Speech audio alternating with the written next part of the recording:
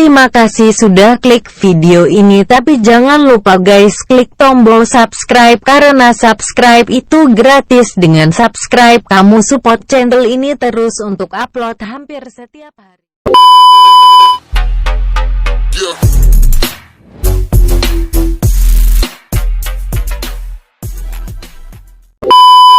Saya akan memberikan suatu pengalaman saya akan membahas tentang yang namanya mediator ya. Mediator atau mediumisasi. Itu ketika misalnya ada kreator YouTube yang melakukan mediator, memasukkan suatu energi ke tubuh seseorang. Nah, itu saya akan menjelaskan apa sih dampak baiknya, apa sih dampak buruknya. Dan ini saya akan jelaskan dari pengalaman saya pribadi. Saya tidak berbicara orang lain, tapi dari pengalaman saya pribadi karena itu akan lebih real. Oke, kita lanjut. Mediumisasi. Nah, ini mediumisasi ini ketika orang itu membutuhkan suatu informasi atau suatu lokasi atau suatu gambaran. Nah, ini orang ini akan melakukan suatu mediumisasi. Nah, pengalaman saya. Nah, ini pengalaman saya tentang mediumisasi. Dulu kita bicara dulu. Nah, ini waktu saya jadi mediator. Ya, itu karena ada sesuatu hal yang ingin dicari tahu ya. Tapi saya jadi mediator ini yang dimasukin atau energinya itu yang positif ya, bukan yang negatif ya. Disimak ya. Nah, ketika saya jadi mediator ini sangat luar biasa karena awalnya saya itu tidak mau ya, awalnya saya tidak mau menolak karena yang saya tahu itu dari orang-orang atau dari teman-teman, kalau orang udah kemasukan pasti akan sering kemasukan lagi ya, kan seperti itu. Jadi saya tidak mau gitu. Tapi karena kondisinya sangat darurat ya, jadilah mau nggak mau saya ya, jadi nggak mau saya turun. Saya ikhlas lah saya kan, karena ini darurat ya. Saya ikhlas, saya melakukannya. Pas saya jadi mediator, nah di situ hanya 70% ya kesadaran saya hilang. 70%, 30%-nya masih sedikit sadar, sedikit ingat-ingat apa yang saya lakukan. Ya, tapi kalau misalnya kita makan beling atau makan minuman yang panas ya, seperti disentuh rokok, disundut rokok seperti ini, nah itu nggak terasa ya. Yang hanya bisa diingat itu ya seperti apa sih yang diomongin gitu. Kalau rasa itu kita udah mati, ibaratnya gitu, udah mati rasa. Nah, karena darurat saya mencoba ikhlas karena guru saya itu nyuruh saya. Kan di antara murid yang lain katanya yang lebih cepat itu saya, katanya begitu kan. Walaupun saya tidak mau awalnya, saya coba untuk ikhlas, ya udah silakanlah karena darurat. Terjadilah set. Nah, akhir terungkap. Nah, di situ saya tanya,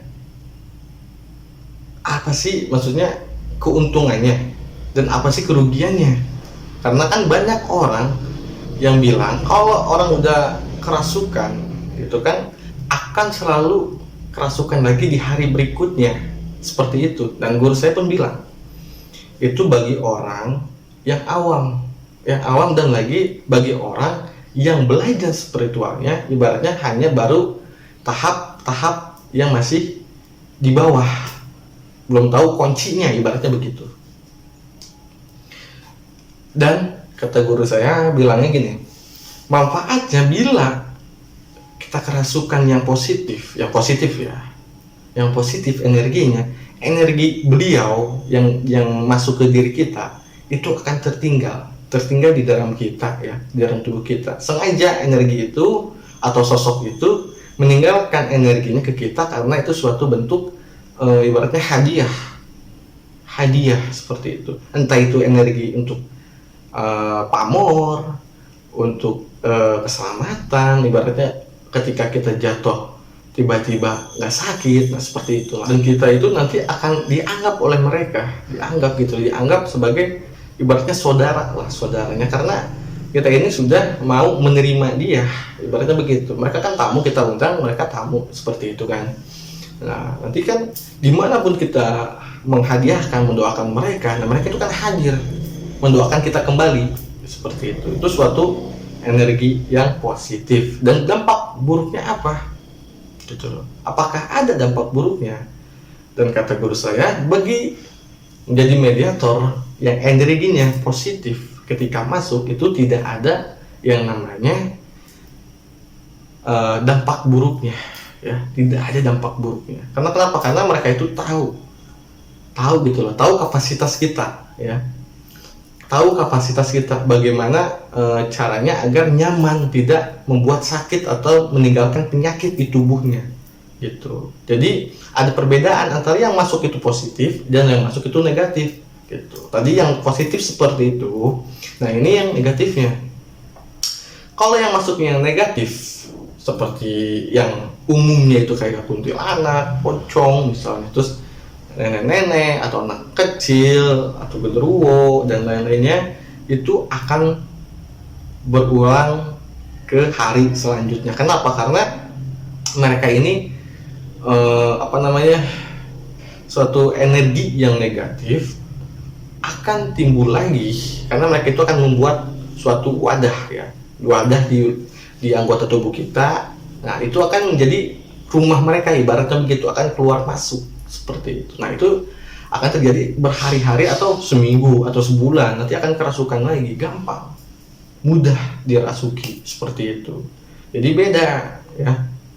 Dan lagi kalau misalnya kita tahu kuncinya, gitu ya, kita tahu kuncinya, ketika kita menjadi mediator, kita tahu kuncinya nih, ya, kita punya wadah batin, kita tahu kuncinya, itu nggak masalah, karena kita bisa tutup, ibaratnya tutup pintu, buka pintu, ibaratnya begitu. Ketika kita dibutuhkan menjadi mediator, ya, itu dibuka pintunya. Tapi ketika sudah selesai acaranya, ibaratnya begitu, kita tutup kembali, itu tidak masalah, karena kita punya kuncinya. Tapi kalau orang awam, nah itu jangan macem-macem, jangan asal-asalan gitu, karena dampaknya itu buruk, ya, dampaknya itu buruk.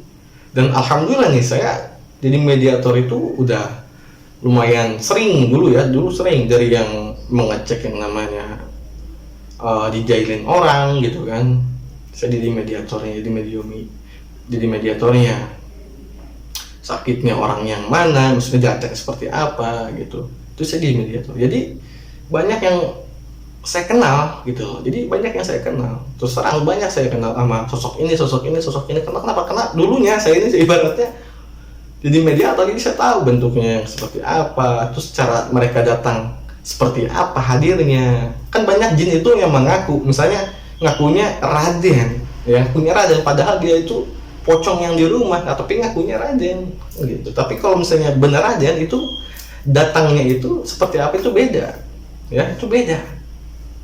Nah, itu makanya saya tahu dan alhamdulillah banyak kenal dengan mereka gitu. Jadi sedikit tidaknya saya paham tentang hal yang namanya mediumisasi atau mediator dengan konten-konten kreator yang di YouTube itu. Misalnya ketemu Brorong, ketemu ini Roro Kidul, ketemu Raden, ketemu macan kumbang misalnya, itu saya tahu mana yang asli, mana yang enggak. Itu menurut versi saya berbicara pengalaman saya gitu. Ya mungkin setiap orang punya pengalaman yang berbeda, tapi ada kemiripan lah seperti itu, ya.